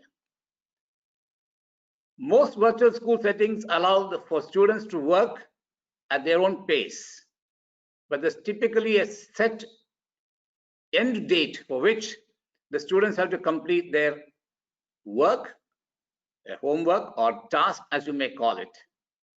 Teachers do communicate the end date and meet the expectations of the student upfront, so that the parent is not faced with any surprises later in the semester or the term. What if my child is unable to stay engaged in the material provided by the school? Engagement can be a factor in every type of classroom, be it a face-to-face or online, but maybe more concerning to parents whose children are enrolled in an online course now. Keeping up communication, providing real and tangible feedback on student work, and creating supplemental activities that are especially relevant to the students are just a few ways to keep students connected to what they are learning. Communication is a key, especially in the classroom setting that we have today. This is what all the school principals and all the school teachers here, they are aware of it. Balancing household responsibilities and teaching. Very many parents during the parent-teacher meeting had expressed this. This is a common concern of homemakers with their kids in the kindergarten or primary school. Kids need support of the parent to use the gadgets, because none of these kids have ever used in the past for learning activities. They have used it for various other purposes, but not for an online class. With the domestic help not available for household chores, the entire responsibility is on the mother, who has to assist the kid for a smooth online session with the teachers and carry out the entire household work and keep the family happy, safe, and healthy. By no means it's an easy task. To address these issues, schools have provided video recorded learning modules, well-graded task sheets, which can be viewed anytime during the day, and that has comforted many parents here in Kuwait. Balancing work from home and then assisting in teaching. This is another scenario where both the parents are working. Some work from home while others have to report to work, especially those in the medical profession. Luckily in Kuwait, due to long lockdown period, parents had the privilege of being at home and have a control over their kids and monitor them, though not on a continuous basis. They could assist their children when they faced internet issues or when they had issues with their gadgets that shut down for no reason. The next concern which we had to address very seriously, of course, was the access to the required gadgets for multiple siblings. This is one of the toughest tasks that many principals faced here in Kuwait, as many families, they had more than one kid, and sometimes in the same levels. For example, grade 1, grade 3, or KG1 and grade 1. So managing the gadgets was a big challenge, because all of a sudden, all the malls, shops shut down, and procuring these gadgets was very difficult in Kuwait. Understand the genuine concern of our parents in school. We staggered the classes so that maximum number of children benefit, which is well appreciated by our parent community. Also, we run double shift for kindergarten and primary classes to allow parents to choose the time slots based on the working hours. Those working in the morning preferred evening slots, and those working in the afternoon opted for the morning slots. Other schools provided all the learning material for the parents to view them at leisure and assist their kids. The ninth concern is to maintain consistent routine. Parents felt this was a big challenge, because these children used to wake up very early in the morning, get dressed, and rush to catch the bus to reach school. All of a sudden, those things stopped, and now they have to attend the online classes. Some schools start at 8 a.m. and some at 9 a.m. So children during the this period had difficulty in adjusting to the time, and now with the remote learning, the classes start around 8 to 9 a.m. and they have the freedom to dress as they like and attend their classes. Parents find it very hard to maintain a consistent routine. Last but not the least, which is a very sensitive matter, that is about the fees. The question was, for an online class that's for about 3 to 4 hours that you organize or conduct, why should we pay the fees that we pay for the face-to-face classes? It took a while to convince the parent community here that to conduct a 4-hour online class, teachers have to work at least 12 hours a day, 4 hours for teaching and 8 hours for preparation. And I happened to see a press report from Qatar, where a Qatari minister has declared that no school should reduce the fees on account of these online classes, because the teachers are working much more than what they used to when we used to have the face-to-face classes. So to convince parents and to get the fees and pay the staff is a challenge to many schools even today here in Kuwait. But I'm sure after 4 months, parents have realized that the teachers have done an excellent job, as Madam Papri and Mr. Subhash, Mr. Srivalsan, and Madam Ambika Gulati, everyone praised their teachers. In Kuwait too, all the schools, we are 18 to 19 schools we are, all the 19 school teachers have worked extremely hard, and some of them are still working very hard to keep the online lessons going on for the benefit of our children. And I'm sure the parents have understood the role of children, the role of teachers much better today. A coin has two sides, and the one side we have seen those 10 concerns. Let me present before you the other side of the coin. The COVID-19 has brought the bonding between parents and kids very strong, because the parents have spent 2 to 3 months with their kids in the same house, and they have been part and parcel of their learning experience as well. Parents and teachers have come closer than ever before. the communication is constant. The parents have time to communicate, and teachers, of course, are always good communicators, and therefore the bond between parents and teachers is also very strong. Parents could witness the efforts of the teachers. For once, they have seen how difficult a kindergarten teacher finds to control their children in the normal scenario at school. But when they saw that on online classes, how beautifully these teachers engage their kids, I think all the parents realized that teachers are not the second mother, they are the first mothers for these kids, because they love them more than anyone else. And their bonding is extremely strong. And parents also understood the learning style of all the children. So while talking about the negative aspect, we should also look at the positive side. So I present before you few of these.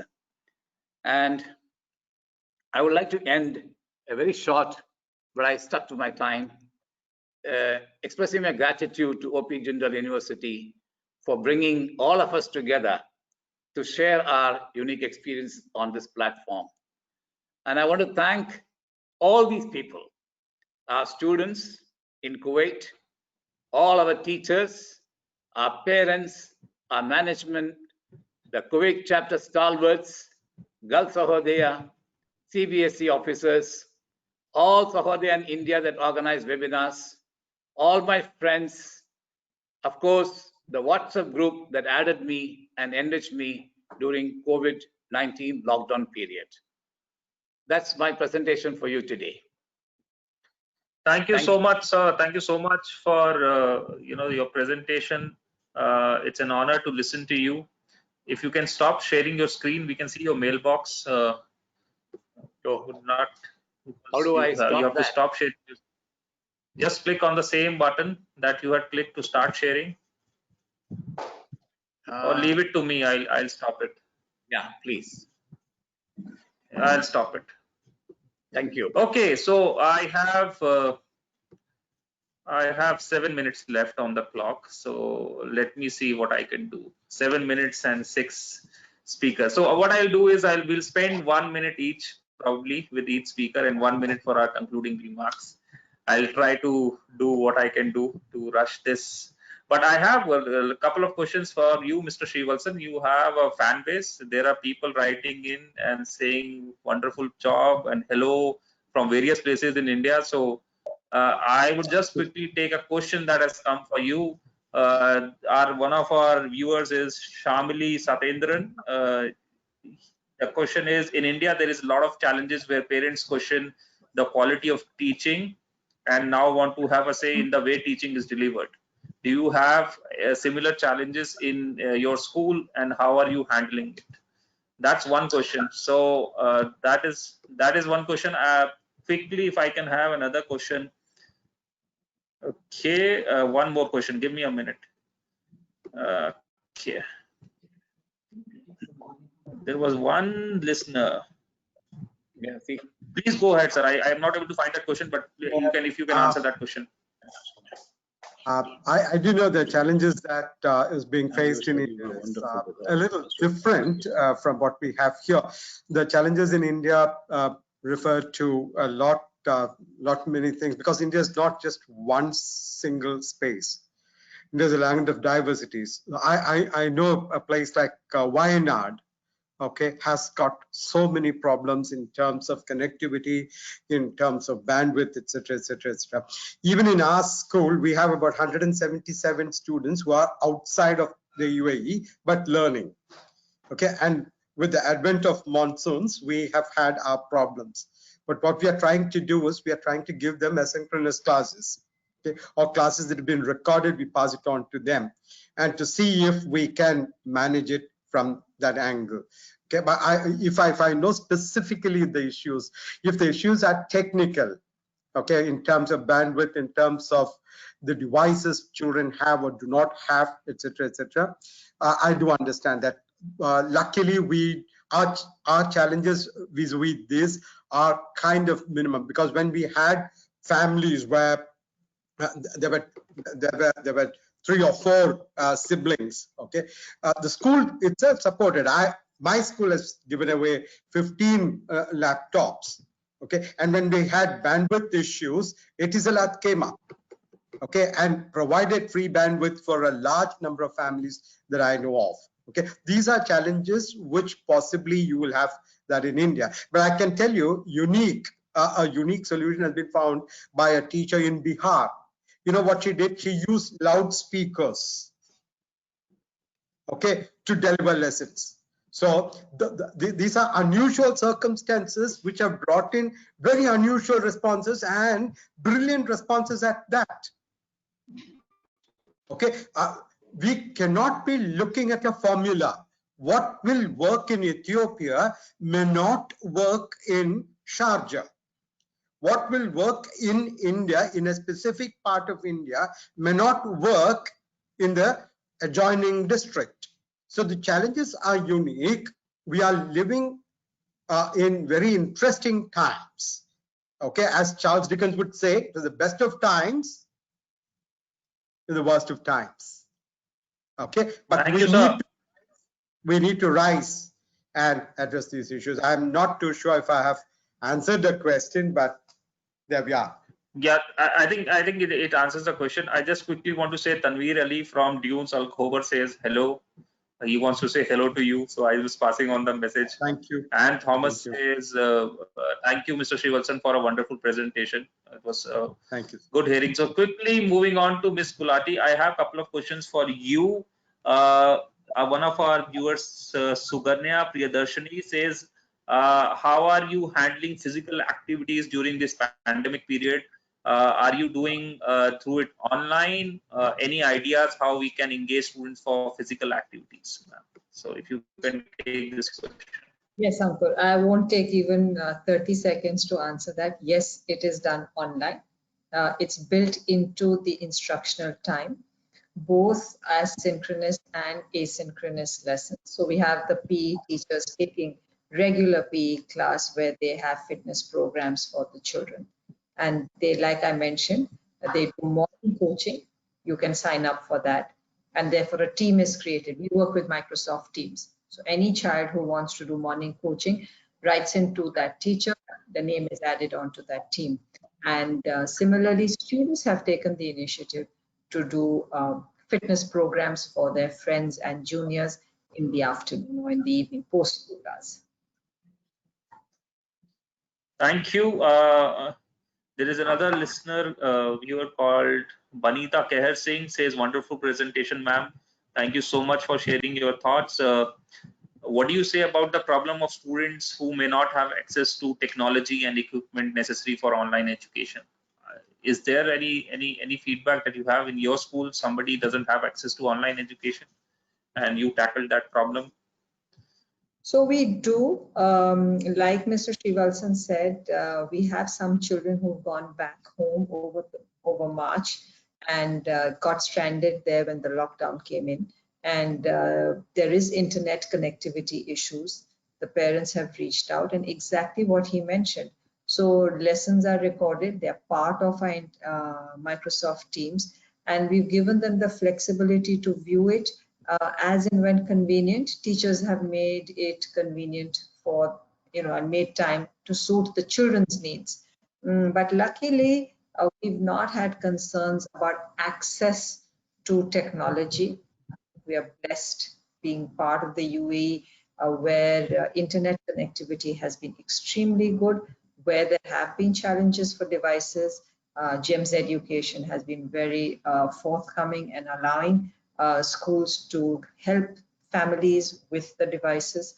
EdTech has been, it's an area of focus for GEMS. So all that has helped us in taking the remote learning forward. Yes, it worries me as an educator that there could possibly be a digital divide, and we may be actually creating more inequity in the education space during these remote learning days. Thank you so much, ma'am. I now quickly move on to Ms. Papri Ghosh. First comment is from Mr. AP Sharma. He says, Papri ma'am, very impressive talk. What are your thoughts for September onwards? I think Mr. Sharma is the principal of Birla Public School, Doha. I don't know if he is the same person, but thank you so much, sir, for listening in to us. So he has asked you a question on what is the plan for September onwards. There is a second question for you from Mr. Ibrahim Abdul Majid. I think this is a very common question that we get in our webinars. We are facing problems because our children are now addicted to mobiles and screens. How do we tackle them? It is causing a lot of health issues like headache, ear pain, and difficulty in sleep due to improper vision. And the task is given to them on a daily basis from schools. Please advise how can we lessen the use of screen time for our students? Please go ahead. Well, I'll answer both your questions quickly. Yeah. The first one, post-September, I cannot comment. I cannot preempt and say anything because that depends on the government of this country when they open the schools, what will be the conditions that will be laid down. But as I said, having faced so many challenges, we're ready to face another one. Whatever conditions may be laid down for us, I'm sure the teams in the various schools in Oman are ready to face it. So that is my answer to the first question. To the second one, now see, Ankur, every school is having a summer vacation in the Gulf now, right? However, the schools in Oman are not having a vacation because there is nowhere to go. The skies have not opened. The airports are not functioning. There are no flights going out. So there is not even a staycation for the people out here. So the teachers have chosen to teach during this time so that the children remain occupied and they have something to do which is fruitful. At least their syllabus will be taught to them. They would be doing some learning instead of, because if you let them go, they're going to spend their time on games, etc., again on their gadgets. So at least there is some learning happening. And it's, as I said, thanks to the superheroes, the teachers who are now, they have just had a term break for about 1 week, maximum 2 weeks. And then they are carrying on with their teaching. So there is no summer vacation for the teachers out here. No staycation where they can sit at home and do nothing. For the sake of the children, they are doing that because otherwise the children will still indulge in that. What can you do? I think it's up to the parents, because I think the parents have to be the ones who have to see that the children do not spend so much time online. And I think every school, at least I know the schools in Oman, have cut down on the assignments, the homework, etc. Especially during this break, I know that no work has been given so that the children can do their own thing. They don't have to do anything. But given, if I take a feedback, you'll see they'll all be online. They'll be on their PlayStation. They'll be on their phones. So that is nothing we can stop. This is the age of the gadgets, of the internet. They are going to do that, Ankur. It's the parents will have to control it whilst they are at home. When they're in school, obviously they're not allowed to carry all this. So we put a check on it, but now the whole thing is online. So there is nothing we can do but except, see that there is a control. School time is controlled. Online teaching is controlled. Assignments are controlled by the schools concerned. And I think whatever free time they spend, that has to be, the parents' concern, I guess. Thank you. Thank you so much. Yes, ma'am. Thank you, ma'am. I'll now quickly move on to Dr. Nair. Dr. Nair, we have a couple of questions for you. One is a comment. One of our viewers, Hasina Hidros, says, sir, wonderful job with the e-learning portal. Can you please share the link with us? We'd like to use that. Probably we can have the link in the emailer that goes out post this. Mr. Veera Swami asked, can we conduct lab experiments in online classes? Any method to teach lab sessions followed by in your online classes that we can replicate in our school? So that's the couple of comments. Yeah, thank you, Ankur, for sharing those questions. Definitely, the e-learning portal that our school developed is open. sisqatar.info/learning is the address, which can be accessed by anybody. Of course, the assessments and quiz and other things can only be accessed by our students because it needs logging in. Otherwise, all other resources are open to anybody to access. A lot of PDF files on teaching resources are available. PowerPoint presentations are available, which is available to all.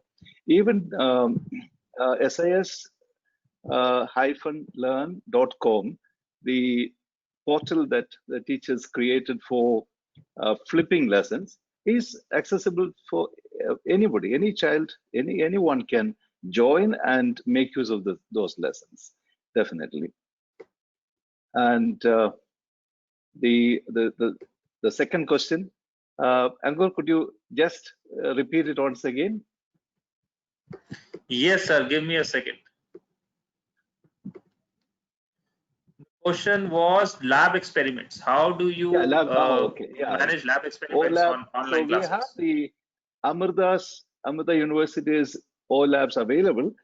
To some extent, teachers are using it, but that's not enough. Of course, once the schools reopen and the physical classrooms are active, we have to intensify our lab experiments. Otherwise, virtual lab is being used, but that's not enough to meet the CBSE requirements of preparing them for the examination. Of course, we have to speed up conducting all the experiments from September if the schools reopen, or as and when the schools reopen. Okay, thank you, sir. I now quickly move on to Mr. Premkumar. Premkumar ji, I have a question here. Just give me a second. Okay, Tanveer Ali says that thank you for your session and wonderful presentation. He has a question. He says, sir, what do you think? The time for offline classes are gone and the future is for online only, or what are your thoughts for the upcoming academic year? Do you think it will be online or offline? I think this is again a question that you may not be fully able to answer this because of the government regulations in each country are different. But what do you think overall education sector, what is going to happen? If it is the question is for me, then yeah, I feel it will be more of online, less of offline. And that is, I'm speaking for Kuwait chapter. Yes, sir. Because here we have a lot of restriction, and the safety of children is of paramount importance. And even if the government allows the schools to open, parents may not enjoy sending them in the school bus because some of our kids are coming from a distance of about 30 to 35 kilometers every day. They have to travel one way. So even if the schools are willing to operate, parents' preference will be online because they're very happy now with the online classes. They can have their kids at home. The strenuous journey is not there. This uniform business is not there. So many advantages they have. So my prediction is at least till December, Kuwait will enjoy the online classes. Though we would like to have class 10 and 12 students, we want them at school for practicals, as Dr. Subhash Nair mentioned. Thank you, Ankur. Thank you so much for that clear answer, sir. There are a lot of messages. I think Mr. Manon is no longer in this virtual conference. I think he has left. So I'll just quickly move on to a lot of comments that have come in. There are a lot of wonderful comments that have come in for all our speakers. I will not go into all of them, but there is one comment that I wanted to read out to our speakers, and if I can catch hold of that comment. And Thomas. Okay. Just give me a minute. Okay, and Thomas, this is for you, Papri ma'am. It says, thoroughly enjoyed your presentation. Your metaphorical usages were thoroughly amusing, were totally appropriate. We loved it, and we are grateful for you acknowledging us. So thank you so much, ma'am. I think I also want to say the same things. We loved your, metaphors and it was really engaging.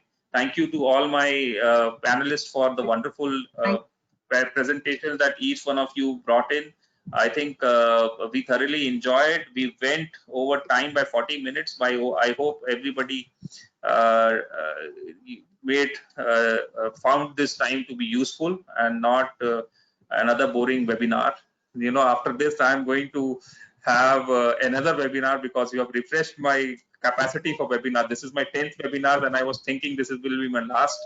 But this has been such a wonderful session to have all of you together from all these different countries and bringing these perspectives together for all of us. Thank you so much. On behalf of OP Jindal Global University, my sincere gratitude. Sir, any last remarks? You are all welcome to remark it now. Anybody wants to share anything, or I can just close it? We leave it to the chairman. We leave it to the chairman to say the last words. So please go ahead, Chairman. Subhash, sir. You're muted. Sir, you're muted, Dr. Nair. I was telling Papri ma'am to the last year's chairman, right? You meant last year's chairman. Thank you, Ankur. It was a wonderful platform. What I like the most is coming together with great people like Mr. Srivalsan, Ambika ma'am, and Papri ma'am, Mr. Premkumar, Mr. Manon. So this was a wonderful moment for me, spending time with them. And I loved every bit of what they shared. Okay, wonderful listening to you people. And Ankur, thank you very much for bringing us all together. And I thank all the listeners. I thank all the listeners for their time, and let us work together, collaborate more, and work hard for our children. Thank you, teachers. Thank you, sir. Thank you so much. It's an honor. Thank you. Everyone. Goodbye. Take care. Thank you. Bye-bye. Stay safe. Stay well. Thank you. Thank you, Ankur. Stay safe, all of you. Bye-bye. Thank you. Stay safe. Stay well. Thank you. Stay blessed. Stay safe.